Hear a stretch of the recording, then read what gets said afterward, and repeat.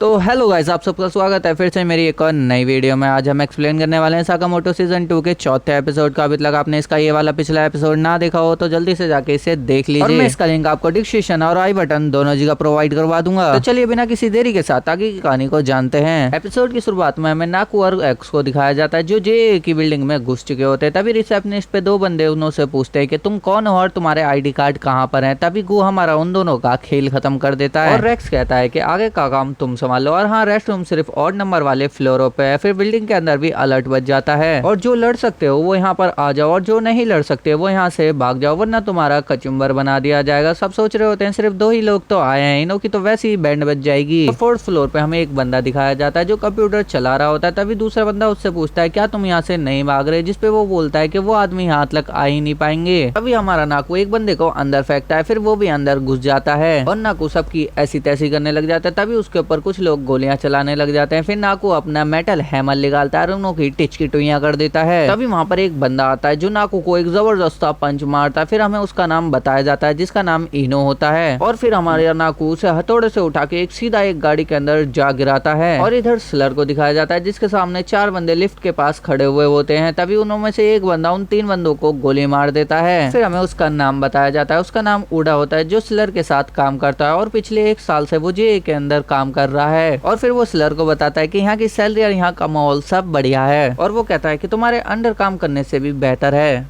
और स्लर फिर उसे अपना प्लान बताने लग जाता है जो होता है कि जे को पूरी तरीके से खत्म करना, असेशन के लिए एक नई दुनिया बनाना जिसके टॉप पे वो बैठा होगा यानी कि हमारा स्लर। तब यहाँ पर हमारे दादाजी यानी कि ताकामुरा अपनी भाड़े की टैक्सी के साथ जे की बिल्डिंग के सामने पहुंच जाते हैं। और जैसा भाई मैंने पिछले एपिसोड में आपको बताया था कि इस बंदे के ऊपर नजर रखना क्योंकि ये बूढ़ा जरूर दिखता है मगर धमाके कैडे करता है। और तभी दो लोग हमारे दादाजी को रोकने की कोशिश करने लग जाते हैं और वो कह रहे होते हैं कि हेडक्वार्टर पे हमला हो गया है, तुम अंदर मत जाओ। लेकिन दादाजी हमारे तलवार निकालते हैं और उन दो इंसानों को चार में बदल देते हैं और फिर वो अपनी कछुए की चाल से धीरे धीरे अंदर हेडक्वार्टर के अंदर जाने लग जाते हैं। और तभी हमें नागू को दिखाया जाता है जिसको अजीब सी प्रेजेंस महसूस होने लगती है और वो कह रहा होता है कुछ तो आ रहा है। तभी हमारे दादाजी उसके सामने आके खड़े हो जाते हैं। नागू कह रहा होता है कि इसको देख के तो मेरे रोंगटे खड़े हो गए और फिर वो अपना सबसे पावरफुल हैमर स्विंग करने लग जाता है। और दूसरी तरफ हमारे दादाजी सिर्फ तलवार के किनारे से उसे रोक देते हैं। नागू की दो उंगलियां भी काट देते हैं। नागू फिर उस पर अटैक करने जाता है लेकिन हमारे दादाजी इतनी तलवार इतनी तेजी से निकालते हैं कि हथौड़े के भी दो टुकड़े कर देते हैं और फिर नागू के पसीना टपकने लग जाता है और उसकी हालत काफी ज्यादा खराब हो जाती है। फिर हमारे दादाजी एक तलवार के अटैक से पूरा ही फ्लोर उड़ा देते हैं। तभी पता चलता है कि हमारा नागू उस स्लर से बात कर रहा होता है और उस स्लर को पता चल चुका होता है कि यहाँ घोस्ट ऑफ जे यानी कि हमारा ताकामुरा अभी तक जिंदा है। और इस चीज को सुनने के बाद तो वो काफी ज्यादा डर जाता है, जल्दी जल्दी अपना काम करने लगता है। और तभी हमारा साकामोटो और सिन स्पाइडरमैन जैसी जबरदस्त एंट्री करते हैं, स्लर के पीछे पहुंच जाता है और स्लर साकामोटो को देखते ही पहचान लेता है। तो हमें पता चलता है कि ये दोनों बचपन के दोस्त होते हैं और उसका नाम उजुकी होता है। उजुकी को देख के स्लर हंसने लगता है और फिर स्लर कहता है अरे यार कितना टाइम हो गया तुमसे मिले हुए और मुझे थोड़ा सा बुरा लग रहा है कि मेरा दोस्त इतना ज्यादा मोटा हो गया। ये सुन के सिन हैरान हो जाता है और वो सोच रहा होता है कि ये दोनों एक दूसरे को जानते हैं। और फिर उसे वो वाला सीन याद आता है जहाँ पर स्लर ने जाते जाते साकामोटो को हाय कहा था। फिर स्लर कहता है कि मुझे उजुकी मत बुलाओ, मुझे पुराना नाम अच्छा नहीं लगता, मेरे को स्लर नाम ज्यादा पसंद है। तभी अचानक से स्लर साकामोटो के पास आके उसके सीने में चाकू घुसा देता है और दूसरी तरफ उड़ा सिन के ऊपर गोलियां चलाने लग जाता है। तभी वहाँ पर अपाट आ जाता है और उसकी गर्दन उड़ा देता है और वो कह रहा होता है कि मेरे दोस्तों को मत मारो। और उससे पहले वो कुछ कर पाता स्लर उसका एक हाथ काट देता है और फिर सिन की हालत खराब वापसी होने लग जाती है। लेकिन साकामोटो उसके पास वापस आ जाता है। उड़ा स्लर से कहता है कि तुमने साकामोटो को मारा नहीं, जिस पर स्लर हंसते हुए कहता है कि नहीं, बच गया। और सबको लग रहा होता है कि सीन अब काफी ज्यादा जबरदस्त होने वाला होता है। तभी साकामोटो अपार्ट और सिन से कहता है कि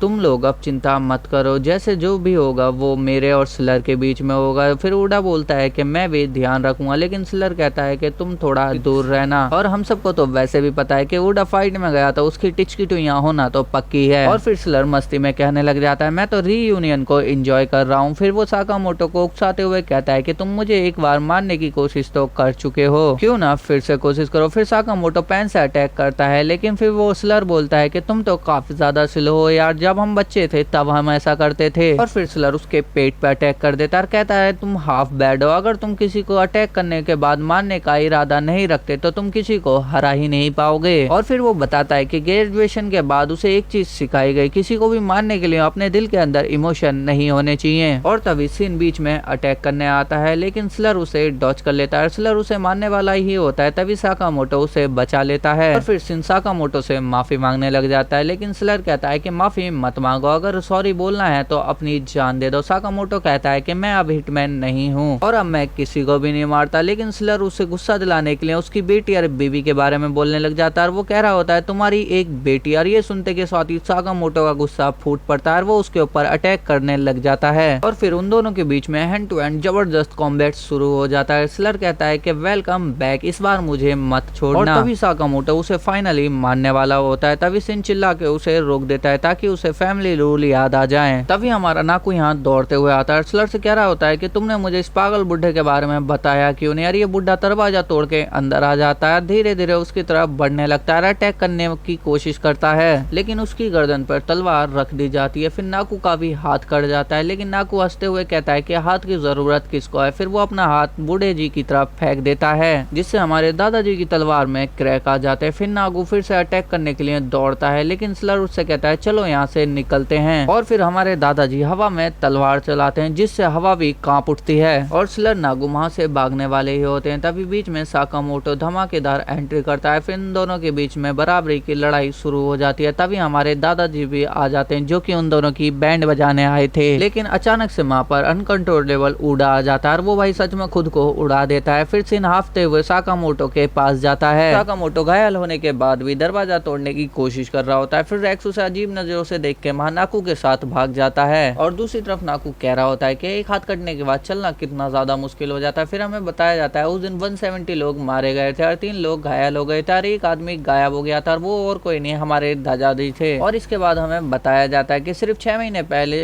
रेक्स ने जापानीज हिटमैनों को मारना शुरू किया था और अब उनकी संख्या काफी ज्यादा कम हो चुकी है। फिर टाइम स्किप होता है, हमें हॉस्पिटल पहुंचाया जाता है और हॉस्पिटल में साकामोटो की देखभाल बूढ़े लोग कर रहे होते हैं और उसे खाने के लिए मोमोज दे रहे होते हैं और मजाक में कह रहे होते हैं कि इसका शरीर भी मोमोज जैसा है। और दूसरी तरफ से एक कोने में खड़ा होता है और वो साकामोटो के पास जाने से हिचकिचा रहा होता है, क्योंकि उसे लग रहा होता है इसके साकामोटो उसी की वजह से घायल हुआ है। तभी साकामोटो के पास 2 ऑर्डर के लोग आते हैं, जो कि उससे स्लर के बारे में बातचीत करने आए होते हैं और साकामोटो उन्हें बताता है कि स्लर उसका बचपन का दोस्त उजुकी है। कहता है कि मैंने ये नाम कभी भी नहीं सुना, मेरी क्लास में तुम और नागोमो सबसे ज्यादा फेमस थे। जिसपे नागोमो हंसते हुए कहता है कि तेरा नाम तो क्लास में फेमस भी नहीं था। इस पे रियो कहता है कि मेरे को गुस्सा मत दिला वरना मैं तेरी टिटकी टुइयां कर दूंगा। ये सारी बातें सिन दीवार के पीछे के सुन रहा होता है। रियो और नागोमो जाने लगते हैं, जिसपे साकामोटो कहता है कि मेरे पास स्लर की जानकारी, अगर तुम मुझे उसके बारे में और बताओगे तो मैं भी बताऊंगा। जिसपे रियो कहता है हम फ्री में जानकारी नहीं देते, हम जे के साथ काम करते हैं। फिर रियो साकामोटो को समझाता है तेरी फैमिली अगर इसी तरीके से क्रिमिनलों के पीछे भागता रहेगा तो तेरे बाद तेरी फैमिली और बिजनेस का क्या होगा।